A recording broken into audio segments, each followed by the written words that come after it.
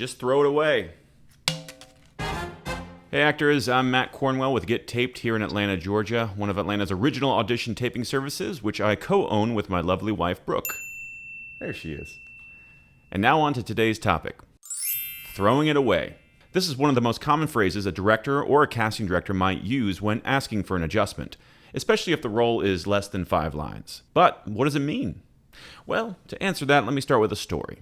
Back in the year 2003, I think, I auditioned for my first major Hollywood film, Bobby Jones' Stroke of Genius. I think it made like $1 million at the box office.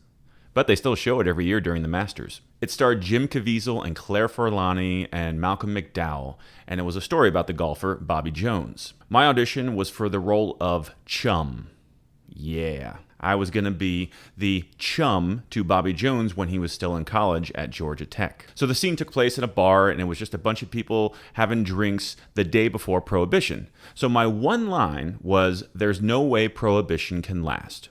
6 simple words, but I had been training for a while at this point. So I was ready to cram as much life as I could into those 6 words. My plan was to cram 3 emotions into those 6 words. And it went a little something like this in my head. There's no way Prohibition can last. I thought I was a genius, right?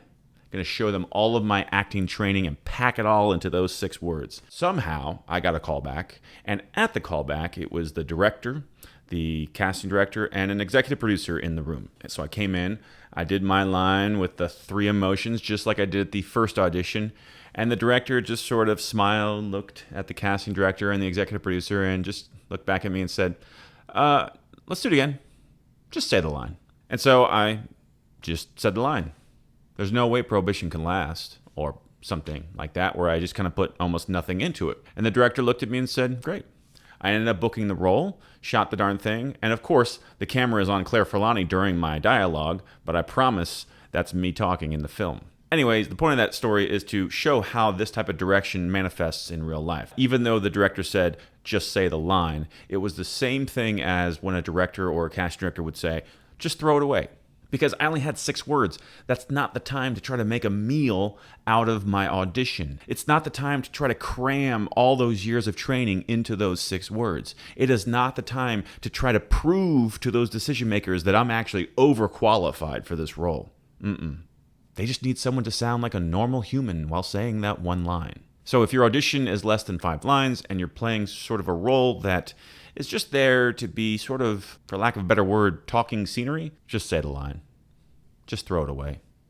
Don't try to make a meal out of it. But what if you have a bigger role? Maybe it's a full page, maybe it's several pages, maybe it's several scenes, and you find yourself in a situation where that decision maker, or you're on set, and that director is telling you, either on a specific line or a whole section of the script, to just throw it away.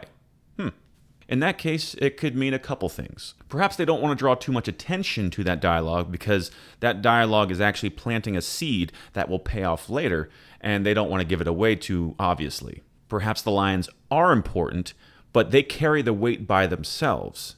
In other words, you don't need to add anything to have those lines carry the importance that is necessary. And in fact, if you do add anything, it's like putting a special sauce on the wrong recipe and you just destroy the whole meal.